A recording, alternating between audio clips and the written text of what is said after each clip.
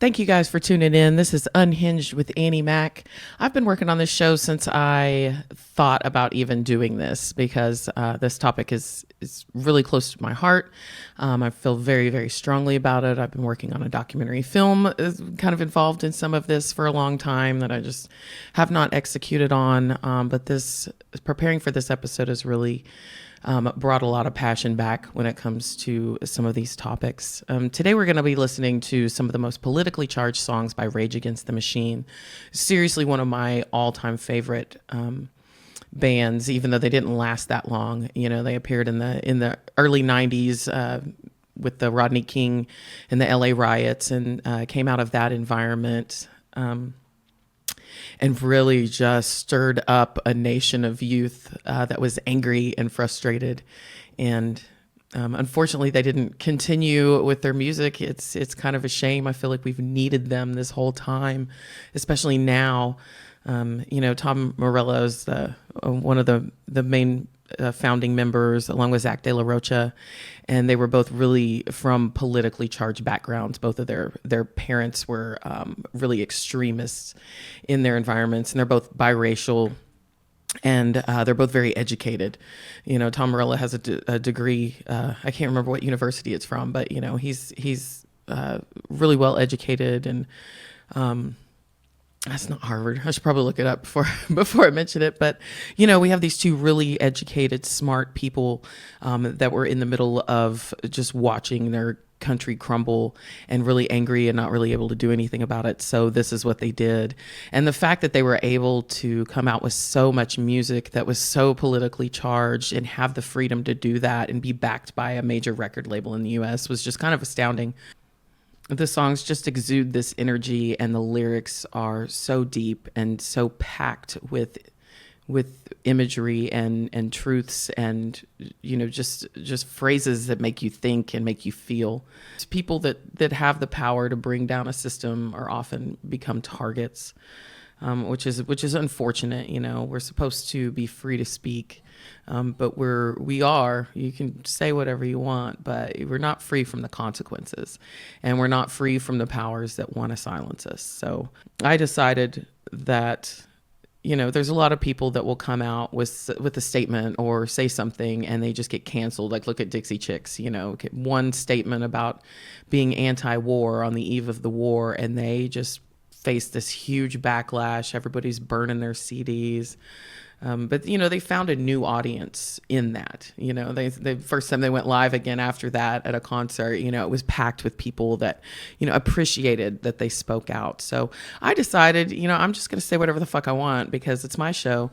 And I am very opinionated, and I am educated in those opinions. You know, I have looked up statistics. I have done research.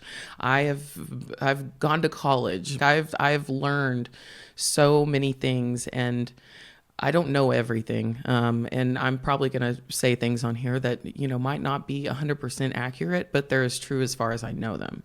What I'm not going to do is sit here and make sensationalist claims.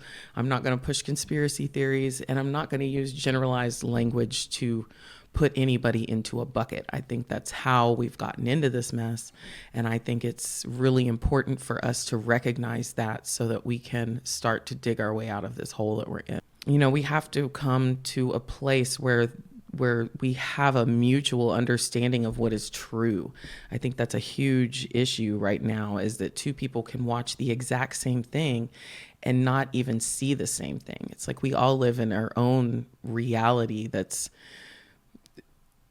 amplified by algorithms, you know, so whatever reality you think you live in, that algorithm is going to feed you that information until you believe that to be absolutely true.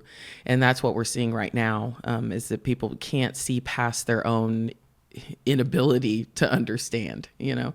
I call it Dunning-Kruger syndrome. I don't call it that. Everybody calls it that. That's what it is. It's when you're just too uneducated and too in your own little bubble to understand that you're too uneducated in your own little bubble. So that prevents you from learning anything else. So what I'd like everybody to do is just to drop all their preconceived notions about everything. Give me a chance on this show. Let it make you think. You may hate what I have to say. You may disagree with me. That's fine. But we've got to come to some understanding of what a mutual truth is. Because right now, anybody that's conservative is a pedophile loving racist. And anybody that's a liberal is a blue haired freak that hates America. And most of us live somewhere in the middle. There are some very extreme conservative views that I feel like, and a lot of the power is being used to control and cover up extreme corruption.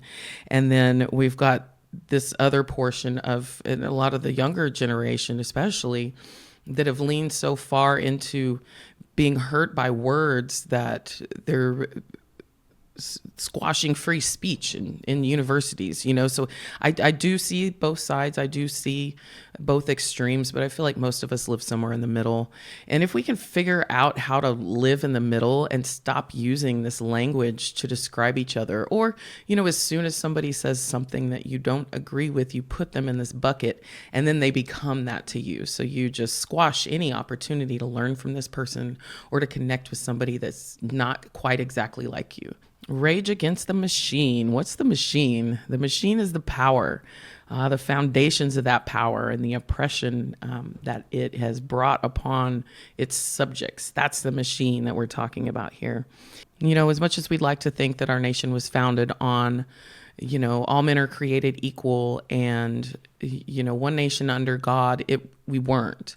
When the Constitution was drafted, we had the 3/5 compromise, where Black people were 3/5 of a person. Women still weren't allowed to vote or own property. The only people that could vote were landowners, which subsequently the only people that could own land were white males. So rooted in this Constitution was a safeguard against allowing any of that power to shift out of this community of people. And those were white landowning males.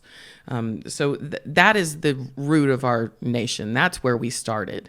We came in, the people that lived here before us didn't have any rights. We're sending them off in the Trail of Tears to go to Oklahoma, where they can't even grow food because the soil's shit.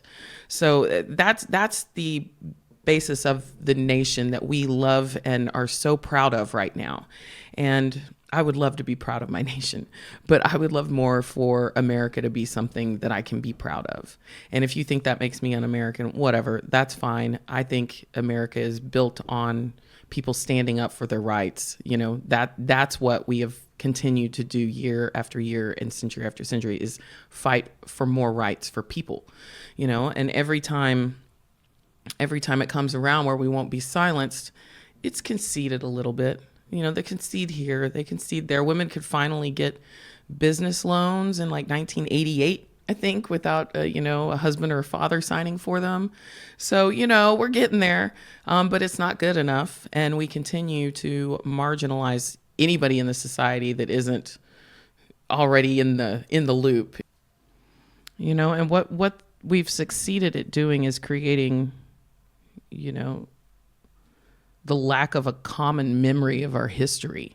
We have a fake history. You think about what we're taught in school about Columbus and, coming over, and, it's just not how it was. Like, we didn't come over and everything was peaceful. We came and invaded this land when there were millions of people here. They were just spread out and were different, and then claimed it as our own. And I mean, that's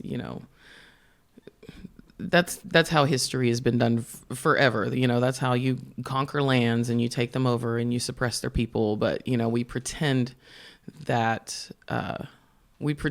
it, and we glorify the origins of this. And, that's why they changed it to Indigenous Peoples Day or created that on top of it. And, I don't understand why it's so hard to give representation to the people that we wiped out to be here. We should feel bad. We should be paying reparations. We brought slaves over, erased their culture and brought them here.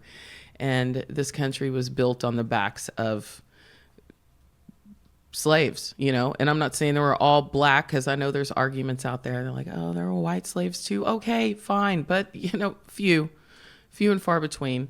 And in the long run, it was blacks that had to fight for their right to vote, their right to live, their right to walk freely, the right to use the same fucking water fountain as you. So we've continued to find groups to target through our history. You know, I watched a documentary about the origins of the Proud Boys and this Gavin McInnes character. And it's pretty fucking scary, honestly.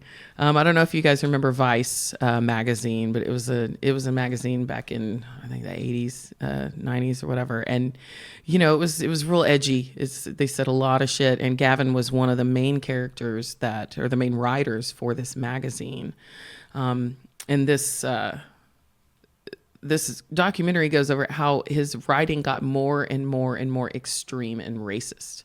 It came to a point where he had to get his stories checked before they would go in the magazine, because, you know, they'd have to make him stop saying racist shit all the time. So the people that know him describe him as this very charismatic person, but his real only goal was just to get a rise out of somebody. Like, he didn't really have to believe in something to be saying it or to be doing it with all of his heart. You know, he just really, it's kind of sociopathic behavior, you know, like without regard to consequence or reason, just go for it because it makes you feel good and it gets your rocks off. So what he did is he basically just kind of went off the deep end and raising a army of idiots around him that believe the same way.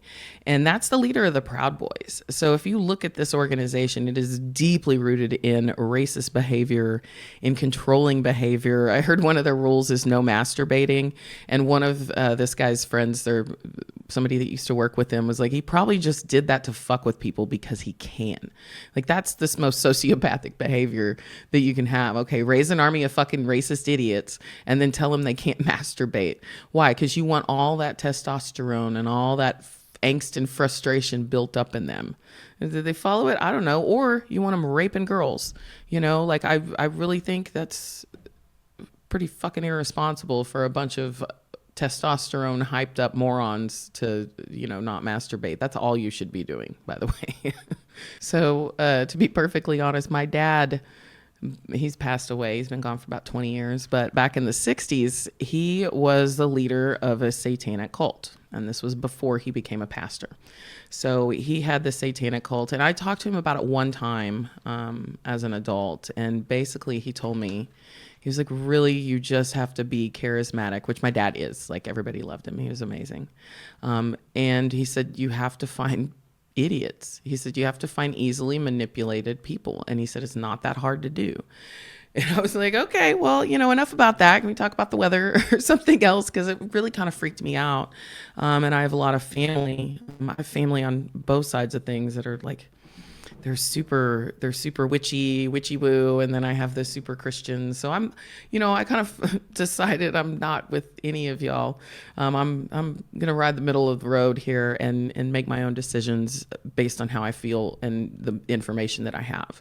You know, I feel like when we jump into one lane or the other, it completely eliminates critical thought, you know. Especially when you're on your keyboard all the time arguing with idiots on the internet, which I did for a while, and it's fucking pointless. And I still will, because I like to piss people off and run away. But, you know, there's a lot of idiots out there. And it's both extremes are cultish. You know, I'm not going to say that it's only the MAGA cult, but those extreme maggots are cultish, and the extreme left, you know, it's cultish as well. And it's like both sides refuse to understand that some of these people that are speaking, that are smart in the middle of the road, we should listen to and maybe just learn something about each other. But that doesn't serve the powers that be. You know, what serves the machine is for us to be angry, for us to be divided, for us to hate each other, because then we don't pay attention to what is actually going on, to where the money's going, to who's pocketing the money, to who's raping children on islands. You know, I think it was said that if we prosecuted everybody in those files that deserves to be prosecuted, the whole machine would crumble. And I think that's what we need. We need our government reformed. We need our campaign finance reformed. We need term limits. We need to reform our prison systems.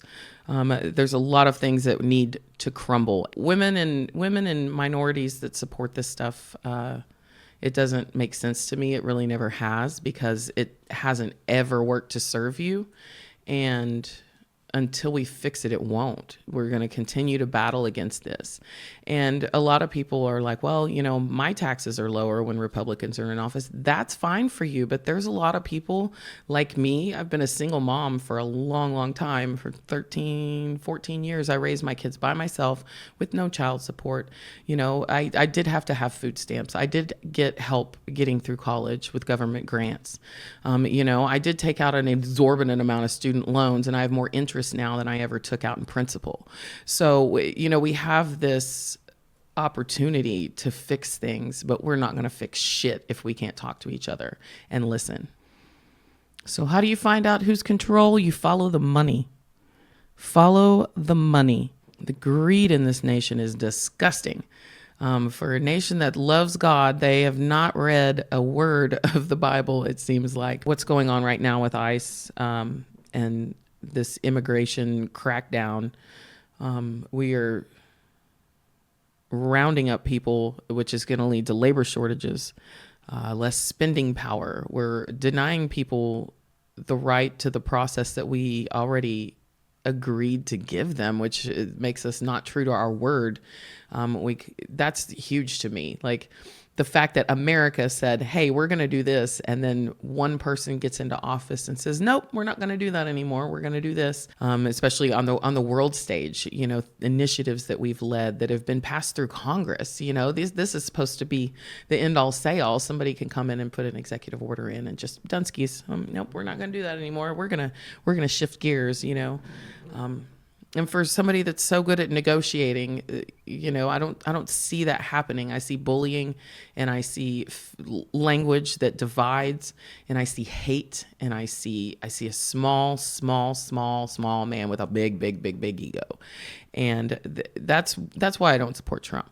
No, nobody wanted Kamala. I think it was bullshit that she got put in office anyways, or got put on the platform to even vote for, because a lot of people lost their opportunity for the primary to even matter. So, it's just kind of bullshit. And if you follow the money, it's really fucking disgusting. So I was looking up at Project 2025, because this is basically a blueprint for what has been happening in this nation. And I know Trump said he didn't know anything about it, but if it's like a step-by-step, checklist for what he's been doing. So ICE immigration. So I was looking up how you rectify the economic impact that is about to come with deporting so much of our labor force. The argument is they have a net drain on the economy. They're using our social services in more capacity than they're feeding into it. And I don't know if that's true. And unfortunately, we have a government that has consistently, throughout whatever leaders in office, just consistently kind of kept the public at bay and given us enough to keep us like we think we're informed, but I don't really think we know what's going on. We had the FBI come out and say there was no sex trafficking by Jeffrey Epstein. Okay, yeah, we believe that. To me, that's the most blatant disregard of evidence I've ever seen. So there is this mistrust in our government and what they say. And if we can't believe anything that they say, then we don't believe anything that they say. And then everybody becomes an expert, which nobody knows shit. So, I wish everybody, if you don't have proof of something, if you haven't read a book about it, if you don't know what the words mean, just shh. Just be quiet. Let the adults talk. And I don't know everything, but I'm educated enough to know that I don't know everything, and I'm patient enough and kind enough to listen to somebody that actually has an intelligent argument, but most people don't. Most people use the same talking points. They lump everybody together. They make assumptions about your intentions. They make assumptions about what you think and feel because of something else that you said, instead of just staying on topic.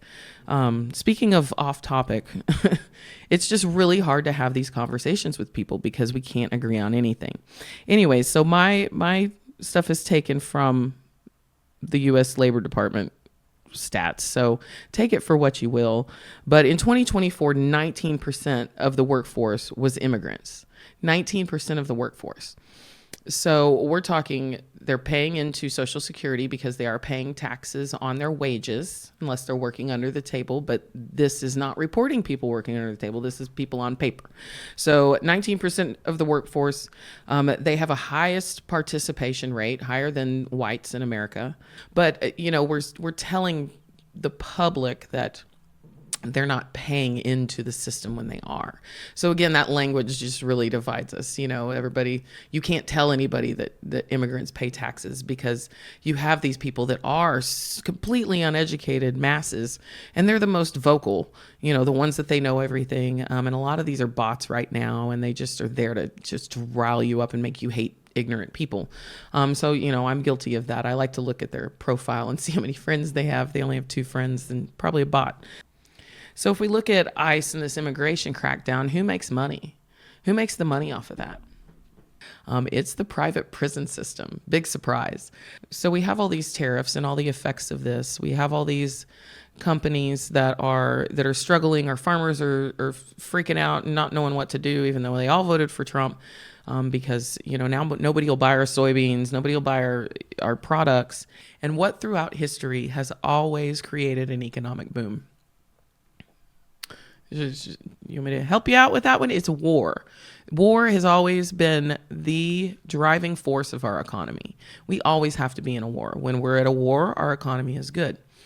Congress has to approve war, but Trump is doing it anyways. We're bombing fishing boats or boats with drugs. We don't have proof of that, but everybody thinks they know. Okay, so I've heard both, so I'm going to claim both. I'm going to claim that probably we are not 100% accurate on what's in those boats. Logically speaking, we can't say that every time a boat is bombed that we don't know. I don't trust our government that much. As many lies as we've heard, as many mistruths, and I'm not just talking this administration. I'm talking throughout history. Anybody that blindly believes that every single boat is just full of drugs just doesn't understand how logic works, I think. So prove it or don't, it's fine. But I'm going to assume that some of those have drugs and some of them are just fishing boats. We've seen stories come out where people were like, you just killed my husband and my son who were fishing. And there are a lot of fishing boats off of that coast. So it makes sense. I don't know. We haven't seen any proof. We haven't given authority. Congress hasn't given authority. So Congress hasn't seen proof. There's no oversight there, right? So we have all of these bombs being dropped. It's a faux war on Venezuela right now. And then we have ICE in the streets. So you look at all these guys with all these vests, all this equipment. That's money. That's money in our pocket. So when Pam Bondi goes from Jeffrey Epstein files to look at our booming economy, you know why our economy is booming? Because we're at war with our own citizens. We're at war with people that are here legally seeking asylum. We're at war with anybody getting in the way and protesting. We're at war with ourselves. And that's to fund an economy boost. It really is. That's how it happens. Mass deportations, because then our private prison industry, benefits, and then we have our military complex that benefits. Now, did a little bit of looking at the private prison system. Core Civics and the Geo Group are the 2 main publicly traded corporations that run our private prison systems in the United States. They're the ones building the ICE facilities. They're the one in charge of TDJC, which is a fucking mess, by the way, the Texas Department of Criminal Justice. They are making billions of dollars off of this. I think they went 800% over in profit since this started. 800% increase in profit since ICE started. They were already making a lot of money. A ton of money, and this is a close subject to my heart. But I want to tell you what. Do you know who was a lobbyist for the Geo Group before she became the Attorney General?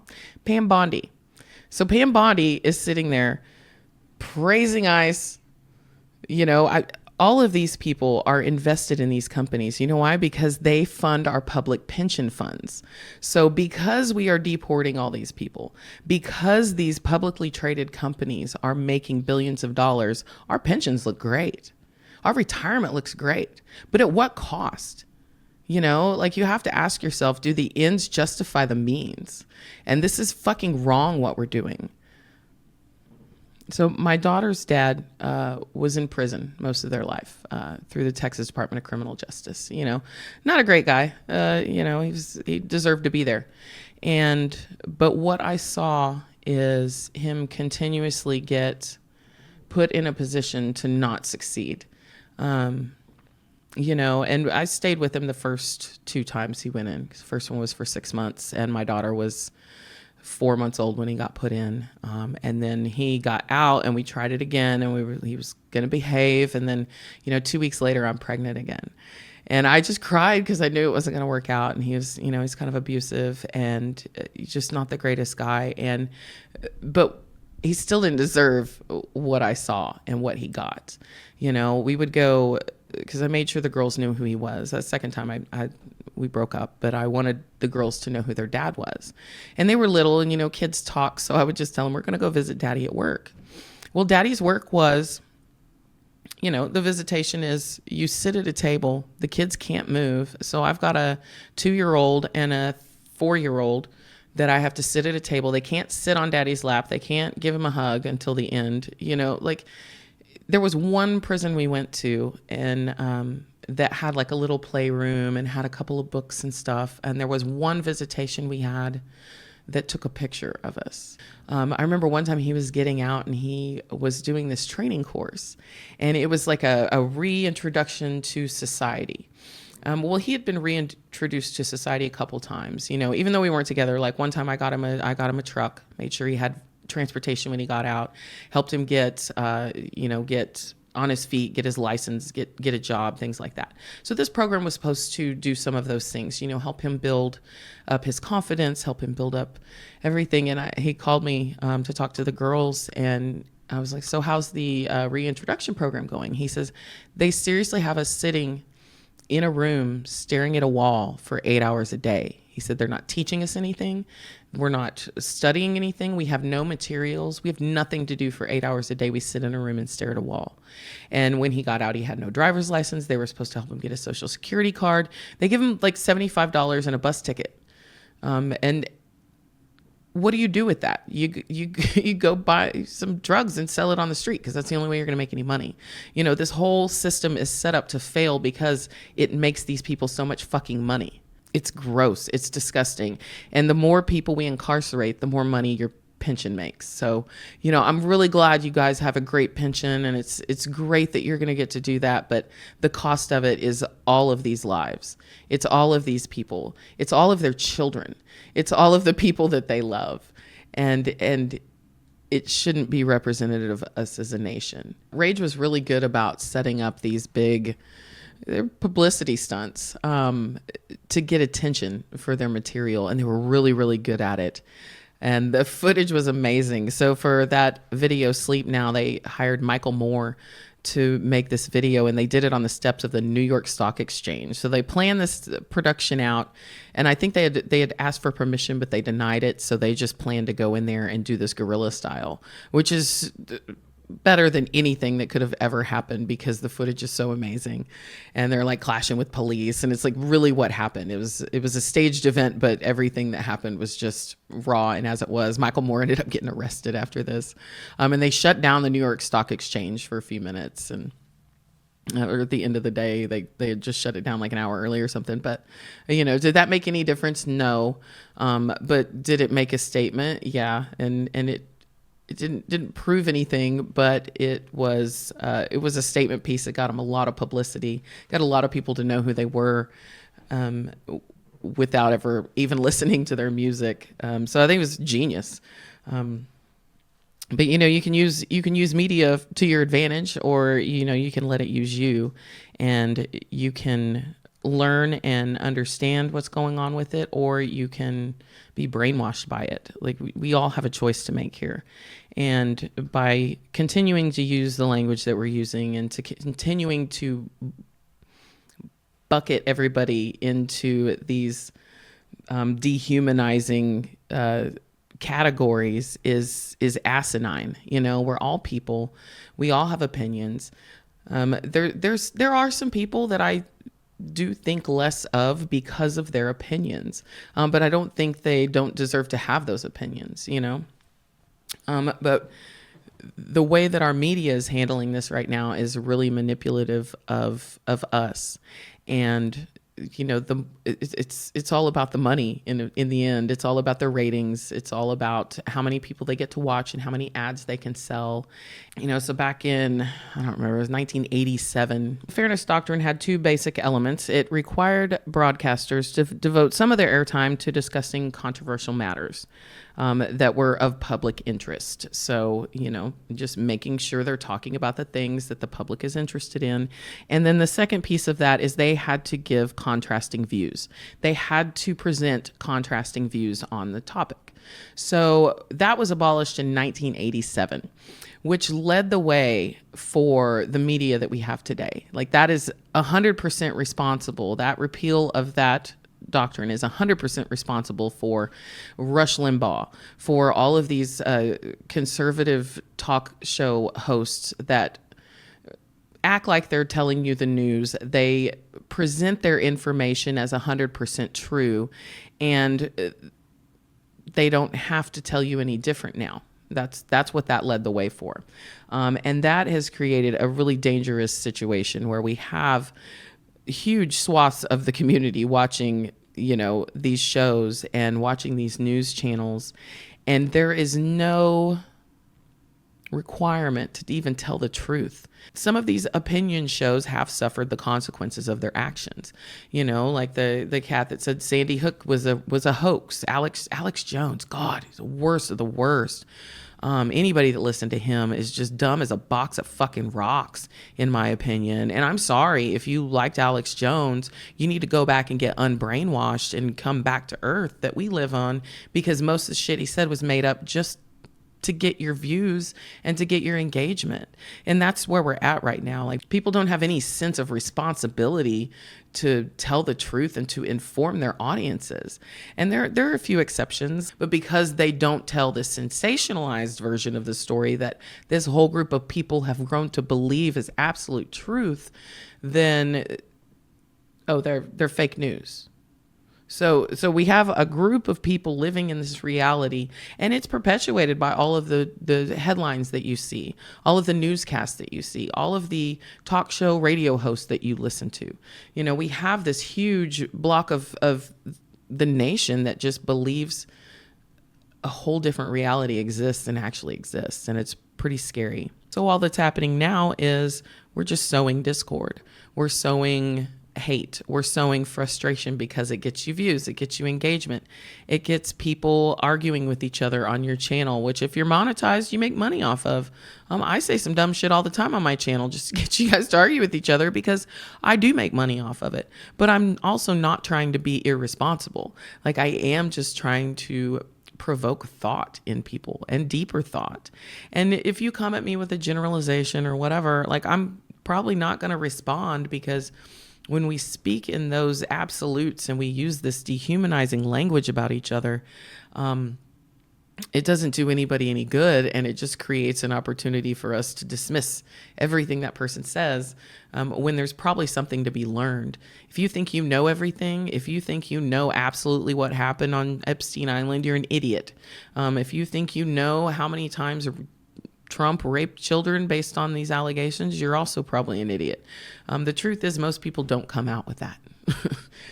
Most of those go unreported. So, you know, we've got so much information coming out, and so much misinformation coming out, that it's almost impossible to sort through and discover what's true. Our news stations are gaslighting us. Like, we can see exactly the same thing and believe two different realities about what we saw. Like we can't even look at a video and agree what happened in the video that everybody has. And now we have AI, which is completely problematic because we have our government institutions creating fake videos, and they're admitting to it and they're not apologizing for it. This tendency to not even apologize for the things that you're doing that are wrong and that are saying that are false, while claiming to be a Christian and while, claiming the ultimate right to do whatever we want because we have Jesus on our side, is insane. The ninth commandment, we want to put 10 commandments in the classroom, read the ninth one, bearing false witness. Like how many times are we going to sit there and watch somebody lie to us and just act like it's true when we have information that we should be able to see with our own eyes and hear with our own ears and read, for fuck's sake, and be able to tell and come to the conclusion logically that that is a false statement. It's like we've lost the ability to do that. We have this victim mentality as a nation, this false outrage. We think the immigrants are stealing our jobs. So when's the last time you went and applied to go, pick some fruit or fix a roof or dig a ditch? They're not stealing your jobs. They are adding to the workforce. Very important positions that maintain, our roads. They maintain our houses. They contribute a lot to the society, whether they're here legally or not, because they didn't come in with arms and take over our nation. We built this nation as a country of immigrants. That's what this foundation was built on. It was like, bring us you're hungry, you're poor. I don't know exactly how that goes, but that's what this nation was founded on, is that immigration. We use this language to dehumanize them and accuse them of eating our dogs. And some of this shit is, I turn on the news. I don't actually turn on the news, but I'll read some news stories, the most popular ones of the day on both sides. I read things that I don't agree with, and I highly recommend it because it's fucking hilarious, honestly. We've had this gradual normalization, which they're using. Like, they are using this. The powers that be want that. They want us to normalize this hate and discord so that we need security. That war machine's going to feed us. That war machine is going to raise your pension. The more military we have on the ground anywhere in the world, the better our nation does. So, creating that need for security is pretty much scary because, that same process that I just went through, that's what Nazi Germany went through with Hitler. It was that dehumanizing language of the Jews. It was the media monopoly where you eliminate any discord and eliminate any kind of truth coming out of it. We create this victim mentality as a nation where we feel like these people are stealing our jobs or they're hurting us or they're bad for our community, and then you gradually normalize that and then you bring in the troops. So I know everybody thinks that, people that are anti-MAGA just hate this one man, but what I hate is knowing what's coming because I'm educated and because it's happened before. And history is repeated over and over again. We are a young nation, and to think that we are above becoming a militarized communist party with the King Trump is insane. And the amount of people that want that, like, we fought so hard to be a free nation of the people, by the people, for the people, that now that you people had the power, you're refusing to even get yourself educated enough to use it. You're either a far left woke mob that's a paid protester, or you're a Nazi, you're Nazi that's calling, Renee Good a domestic terrorist. Like, this is such charged language that we're using. What is woke anyways? So can we talk about this for a minute? Like, to me, it means open-minded, and I'm not really sure what's wrong with that. I've never really understood how woke became a bad thing. Like, we should all strive for that. And if I'm wrong, that's fine. But I think that's what I mean. I think the language that we're using and the way that we've prescribed new meanings to words that the other side may not understand because we are being we're being geared in a different direction, to where we think that, all the MAGA people are Nazis. If the shoe fits, wear it. If it doesn't fit, quit trying it on, for size, and quit using the playbook. You look at Project 2025, Jesus Christ, that is a Nazi playbook, and it's fucking scary. It's taking away our Constitution. It's giving power back to these white males, getting women back in the kitchen. It's a step backwards from the progress that we've made. And I know there's another side to this, because I've seen it. I went to a liberal arts university, and I've seen people on the corner, on our free speech corner,